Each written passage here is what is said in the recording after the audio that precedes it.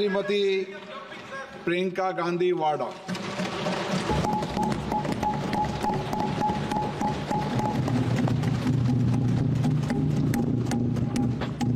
नमस्कार। माननीय अध्यक्ष महोदय जी, आज आपने मुझे इस सभा में बोलने का मौका दिया, इसके लिए मैं आपकी बहुत बहुत आभारी हूँ। सबसे पहले जो सुरक्षाकर्मी, जो जवान अफसर 13 दिसंबर को संसद की सुरक्षा के लिए शहीद हुए, उनके प्रति मैं श्रद्धांजलि व्यक्त करना चाहती हूँ। महोदय, हजारों साल पुरानी हमारी देश की, धर्म की एक पुरानी परंपरा रही है। ये परंपरा संवाद, चर्चा की रही है। एक गौरवशाली परंपरा है जो दर्शन ग्रंथों में, वेदों में, उपनिषदों में दिखती है। वाद विवाद और संवाद की हमारी पुरानी संस्कृति है। अलग अलग धर्मों में भी, इस्लाम में, सूफियों में, बौद्ध धर्म में, जैन धर्म में, सिख धर्म में भी ये वाद संवाद, ये चर्चा बहस, इसकी संस्कृति रही है। इसी परंपरा से उभरा हमारा स्वतंत्रता संग्राम। हमारा स्वतंत्रता संग्राम विश्व में एक अनोखा संग्राम था, एक अनोखी लड़ाई थी जो अहिंसा और सत्य पर आधारित थी। ये वाद संवाद की जो परंपरा है, इसको इस संग्राम ने आगे कैसे बढ़ाया? क्योंकि ये जो संग्राम था, ये जो लड़ाई थी हमारी आज़ादी के लिए, एक बेहद लोकतांत्रिक लड़ाई थी। इसमें देश के किसान, देश के जवान, देश के मजदूर, देश के अधिवक्ता, देश के बुद्धिजीवी, चाहे किसी भी जाति के हों, चाहे किसी भी धर्म के हों, चाहे किसी भी भाषा को बोलते हों, सब इस स्वतंत्रता संग्राम में शामिल हुए। सब ने हमारे देश की आज़ादी की लड़ाई लड़ी।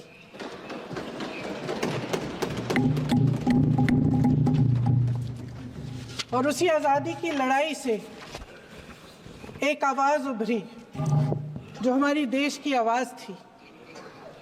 वो आवाज़ ही आज हमारा संविधान है। साहस की आवाज़ थी, हमारी आज़ादी की आवाज़ थी, और उसी की गूंज ने हमारे संविधान को लिखा और बनाया। ये सिर्फ एक दस्तावेज नहीं है। बाबा साहेब अम्बेडकर, मौलाना आज़ाद जी, राजगोपालाचारी जी और जवाहरलाल नेहरू जी और उस समय के तमाम नेता, जैसे आपने कहा, इस संविधान को बनाने की जो कार्य में सालों के लिए जुटे रहे।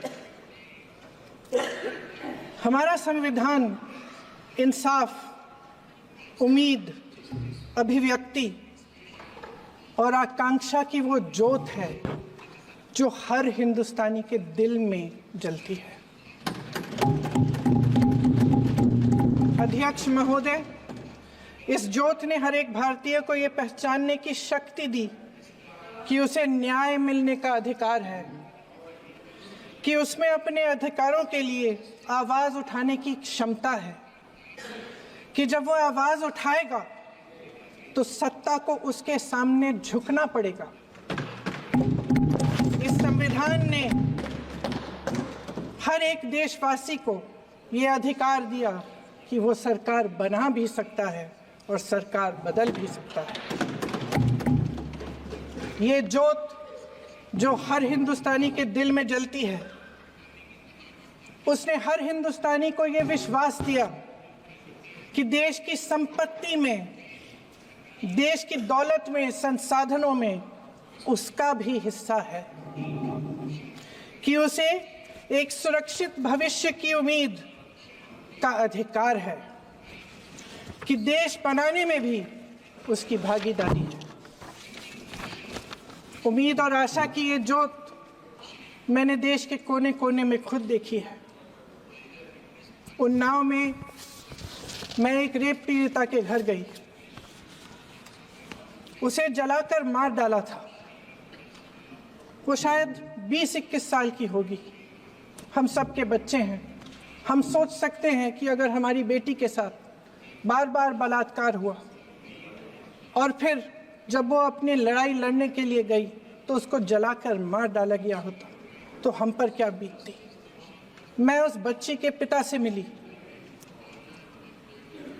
उसके खेत जलाए गए थे, उसके भाइयों को पीटा गया था, उसके पिता को बाहर से घर के बाहर घसीट कर मारा गया था। उस पिता ने मुझे बताया कि बेटी, मुझे न्याय चाहिए। मेरी बेटी अपने एफआईआर को दर्ज करने के लिए जब जिले में गई तो उसको मना किया गया। अगले जिले में जाना पड़ा उसे। वो रोज सुबह 6 बजे उठकर तैयार होकर अकेली अपने मुकदमे को लड़ने के लिए अगले जिले में ट्रेन से जाती थी। उसके पिता ने मुझे कहा कि मैंने उससे कहा, बेटी अकेले मत जाओ, छोड़ दो ये लड़ाई। लेकिन उसकी बेटी ने उसको जवाब दिया कि नहीं पिताजी, मैं अकेली जाऊंगी, मैं लड़ूंगी, ये मेरी लड़ाई है, मैं इसको लड़ूंगी। ये लड़ने की क्षमता, ये हिम्मत उस लड़की को और करोड़ों भारत की नारियों को हमारे संविधान ने दी। आगरा में मैं अरुण वाल्मीकि के घर गई। अरुण वाल्मीकि पुलिस स्टेशन में काम करता था, सफाई का काम करता था। आप सोच सकते हैं हमारी तरह उसका भी परिवार था। नई नई शादी हुई थी, 2-3 महीनों का बच्चा था। पुलिस स्टेशन में चोरी हो गई। चोरी का इल्जाम उस पर लगाया गया। उसके पूरे परिवार को उठाकर पुलिस स्टेशन में ले गए। आप हंस रहे हैं, लेकिन ये गंभीर बात है। और क्या करेंगे? शर्म करो, शर्म। अरुण वाल्मीकि को पीट पीट के मार डाला, उसकी बीवी को पीटा, उसके पिता के नाखून निकाले, उसके पूरे परिवार को पीटा गया।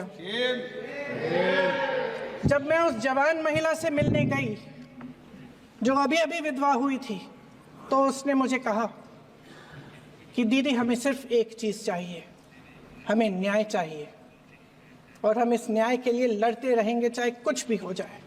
ये हिम्मत उस महिला को हमारे संविधान ने दी।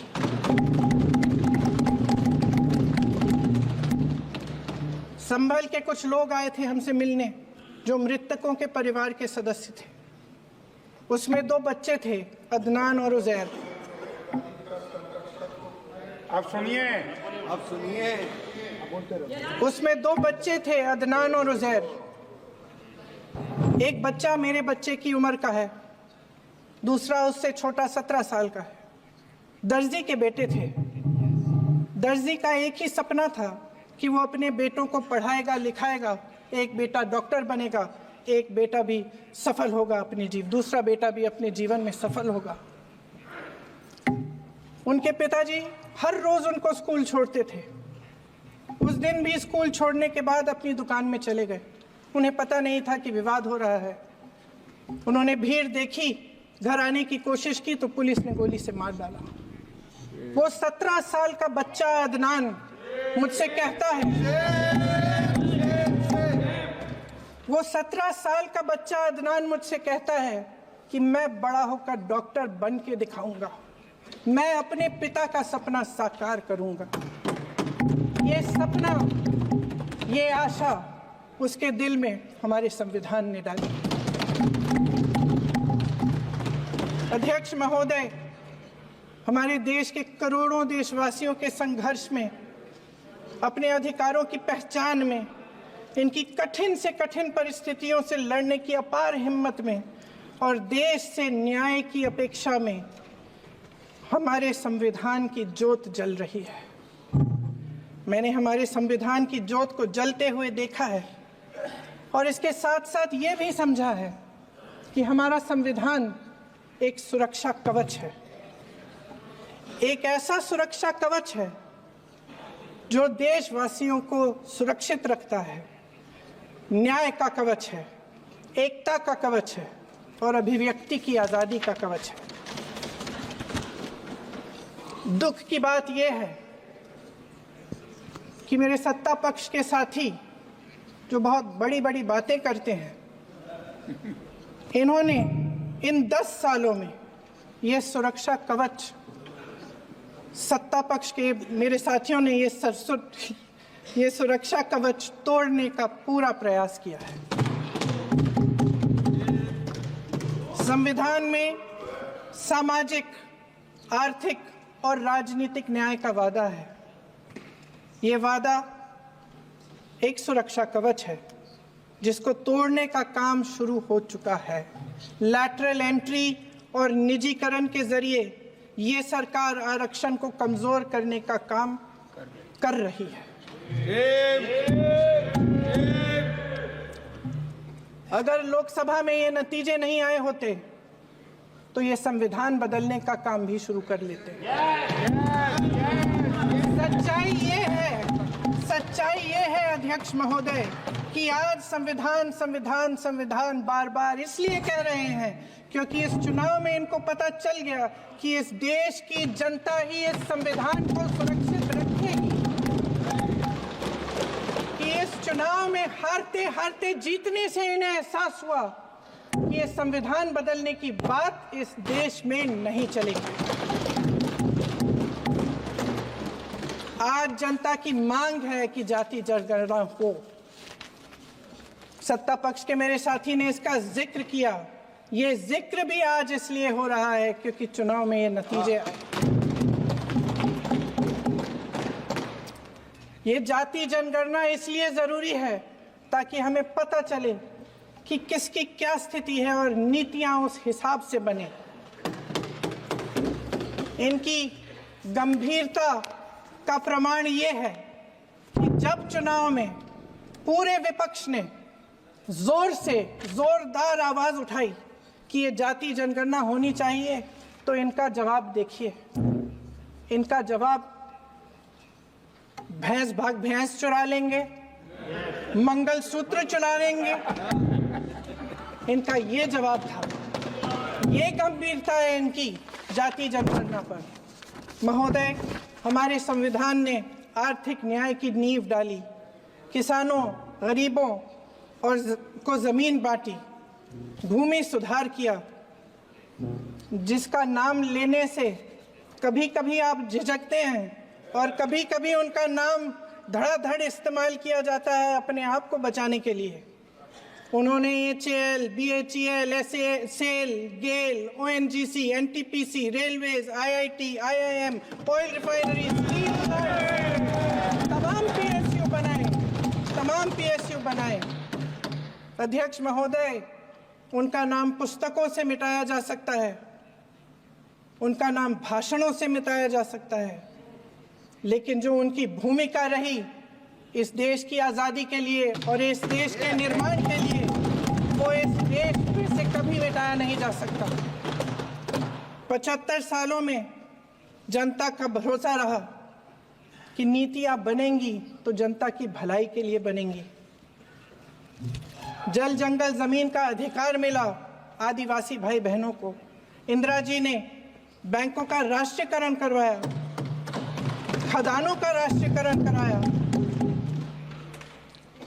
कांग्रेस और यूपीए की सरकारों में शिक्षा का, भोजन का अधिकार मिला। 75 सालों में जनता का भरोसा मिला। पहले संसद चलती थी तो जनता की उम्मीद होती थी कि सरकार महंगाई और बेरोजगारी पर चर्चा करेगी, कोई उपाय निकालेगी, कोई रास्ता निकालेगी।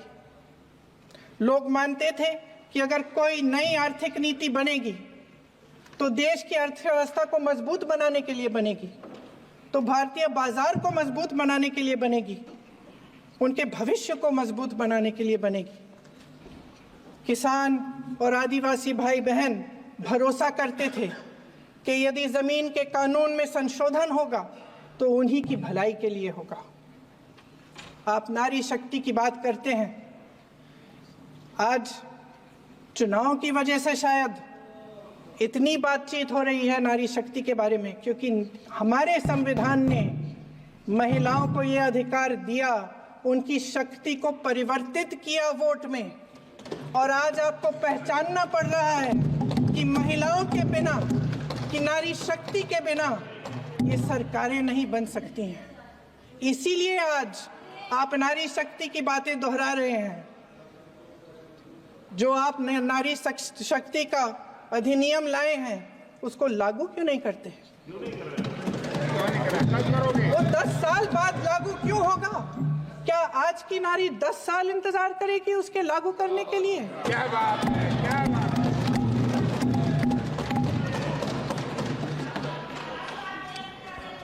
आज संसद में बैठे हुए सत्ता पक्ष के मेरे साथी ज्यादा से ज्यादा अतीत की बातें करते हैं। 1900 किस में क्या हुआ, कब हुआ, नेहरू जी ने क्या किया। अरे वर्तमान की बात करिए, देश को बताइए आप क्या कर रहे हैं, आपकी जिम्मेदारी क्या है? कि सारी जिम्मेदारी जवाहरलाल नेहरू की है। अध्यक्ष महोदय जी, ये सरकार आर्थिक न्याय का सुरक्षा कवच तोड़ रही है। आज संसद में बैठी ये सरकार बेरोजगारी और महंगाई से जूझ रही हमारी जनता को क्या राहत दे रही है? कृषि के कानून भी बड़े बड़े उद्योगपतियों के लिए बन रहे हैं। सही एमएसपी को छोड़िए, डीएपी तक नहीं मिल रहा है।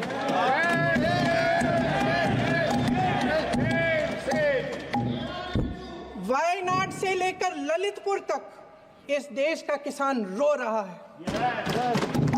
आपदा आती है तो उसको कोई राहत नहीं मिलती। भगवान भरोसे है आज इस देश का किसान, उसको छोड़ दिया गया है। आज हिमाचल में देखिए, जितने भी कानून बने हैं वो सब बड़े बड़े उद्योगपतियों के लिए बन रहे हैं। हिमाचल में जो सेब उगता था उसके जो छोटे छोटे किसान हैं वह रो रहे हैं, क्योंकि एक व्यक्ति के लिए सब कुछ बदला जा रहा है। सुनने की हिम्मत रखो। मैं अध्यक्ष महोदय जी, अध्यक्ष महोदय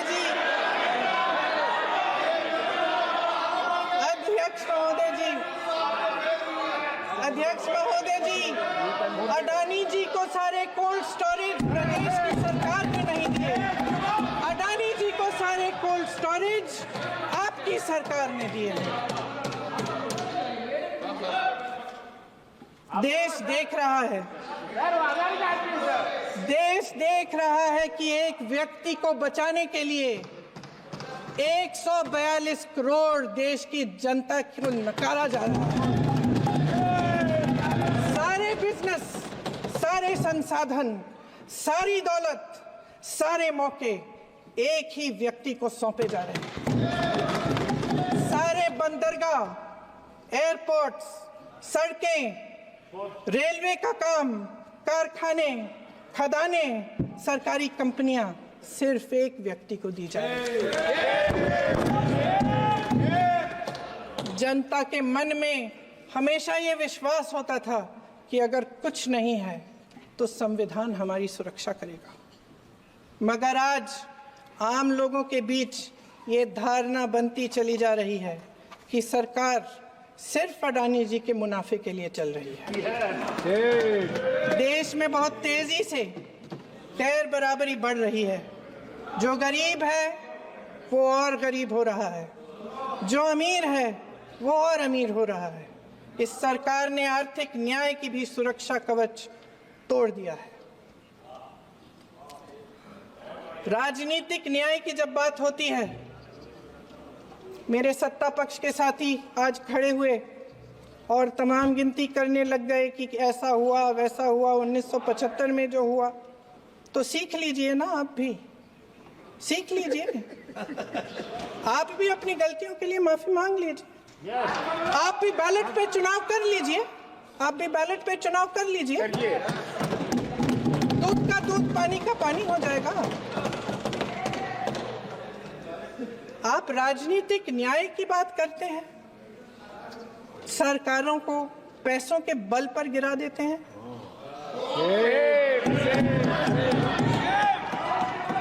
मेरा आग्रह है कि अपन संविधान में सकारात्मक बोले।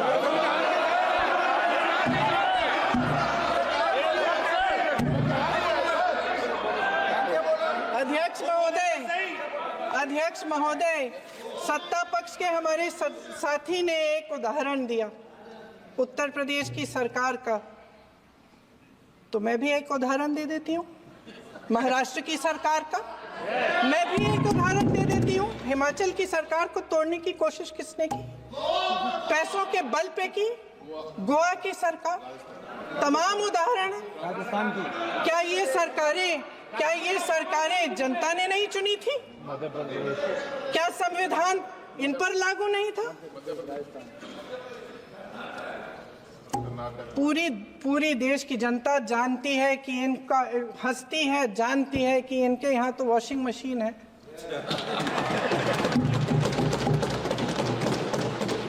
तो यहाँ से वहां जाता है, वो धुल जाता है। इस तरफ दाग, उस तरफ स्वच्छता। और मेरे कई ऐसे साथी हैं जो इस तरफ होते थे उस तरफ चले गए, मुझे दिख भी रहे हैं, वॉशिंग मशीन में शायद धुल गए हैं। अध्यक्ष महोदय, जहां भाईचारा और अपनापन होता था, जहां हमारे संविधान ने एकता का सुरक्षा कवच दिया था, वहां शक और घृणा के बीज बोए जा रहे हैं। एकता का सुरक्षा कवच तोड़ा जा रहा है। प्रधानमंत्री जी यहाँ सदन में संविधान की किताब को यूं माथे से लगाते हैं, लेकिन संभल में, हाथरस में, मणिपुर में जब न्याय की गुहार आती है, उठती है, तो उनके माथे पे शिकन तक नहीं आता।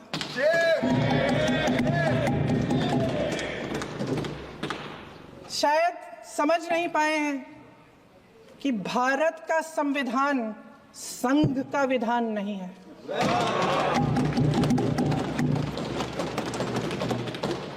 भारत के संविधान ने हमें एकता दी, हमें आपसी प्रेम दिया।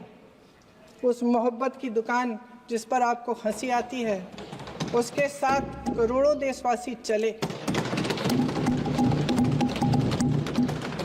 करोड़ों देशवासियों के दिल में एक दूसरे के लिए प्रेम है, घृणा नहीं है।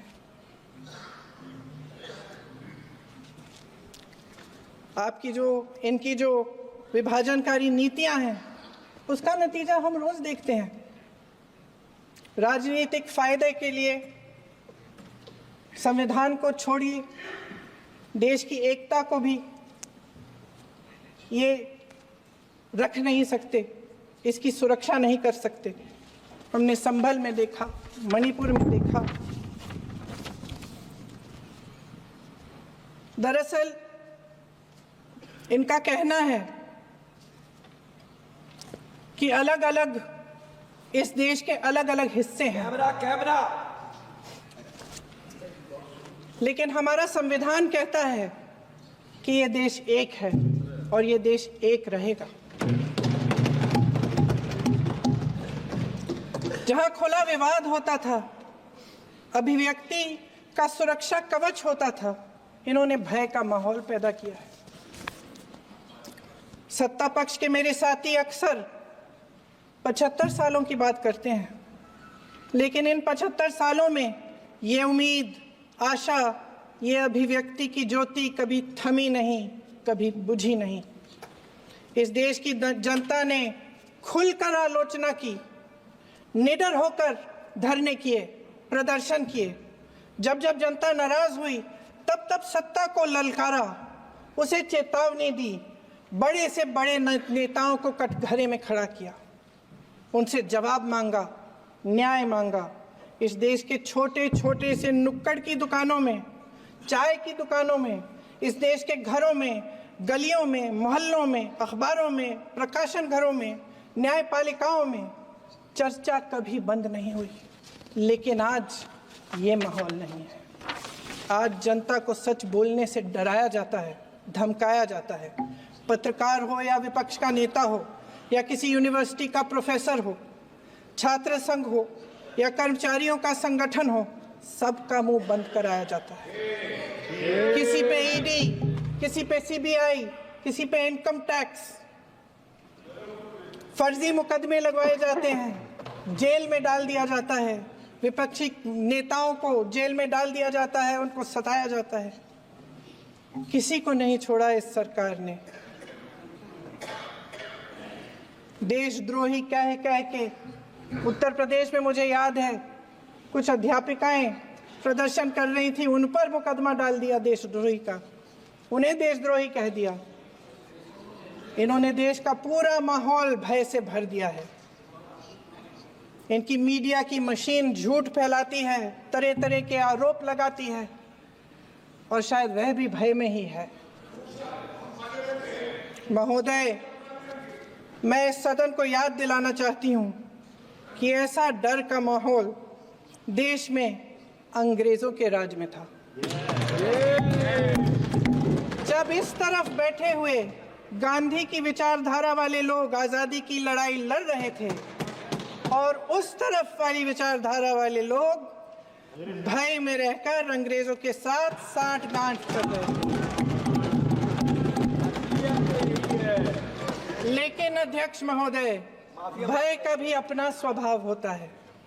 भय फैलाने वाले हमेशा भय का खुद शिकार बन जाते हैं। ये प्रकृति का नियम है। आज इनकी भी यही हालत हो गई है। भय फैलाने के इतने आदी हो गए हैं कि खुद भय में रहने वाले हैं, चर्चा से डरते हैं, आलोचना से घबराते हैं। कई दिनों से हम मांग रहे हैं कि चर्चा करिए, लेकिन चर्चा करने की हिम्मत ही नहीं है।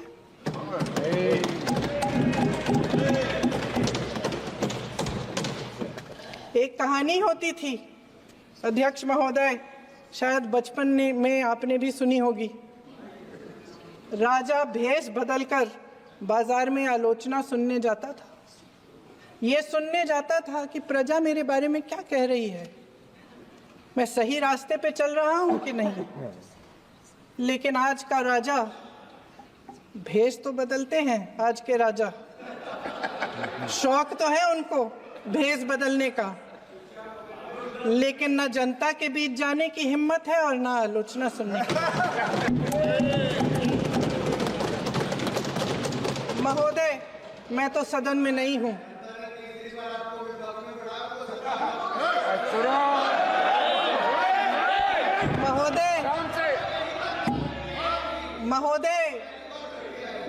महोदय, जनता में बहुत विवेक है, ये सही है।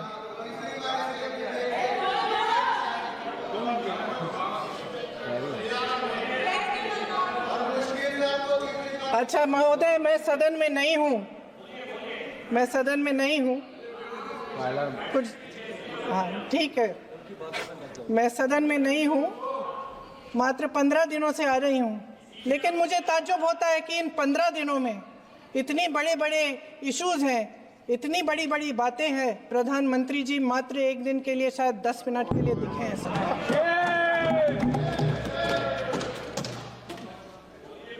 बात यह है अध्यक्ष महोदय जी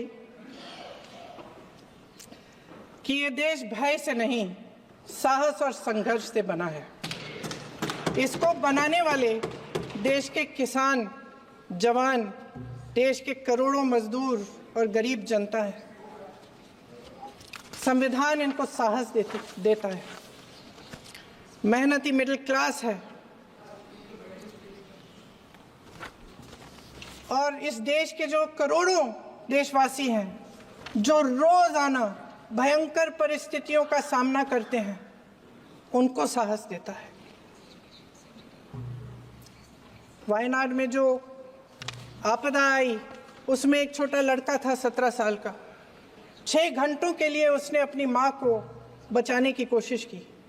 6 घंटों के लिए आप सोच सकते हैं कि अगर नदी की धारा बह रही है, नाराज है, आप अपनी माँ को पकड़े हो, 6 घंटों के लिए पकड़े रखते हो कि मेरी माँ बच जाएगी और अंत में वो माँ भी बह जाती है। उस लड़के का साहस, उन महिलाओं का साहस जो पीड़ित हैं लेकिन फिर भी अपनी लड़ाई लड़ रहे हैं, उन संभल के बच्चों का साहस जिनके पिताजी अभी अभी गुजर गए लेकिन फिर भी उनके सपनों को साकार करने की हिम्मत है, उनका साहस है, वो साहस इस संविधान ने दिया है।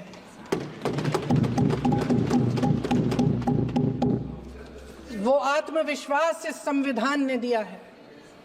ये देश भय से नहीं चल सकता, ये देश साहस से ही चलेगा। भय की भी सीमा होती है और जब वो सीमा पार हो जाती है, जब किसी को इतना दबाया जाता है कि उसको लगने लगता है कि अब मेरे पास खोने के लिए कुछ नहीं है, तब उसमें एक ऐसी शक्ति पैदा होती है जिसके सामने कोई कायर खड़ा नहीं हो सकता। ये देश कायरों के हाथों में ज्यादा देर तक कभी नहीं रहा है। ये देश उठेगा, ये देश लड़ेगा, सत्य मांगेगा, सत्यमेव जयते। जय हिंद। अगले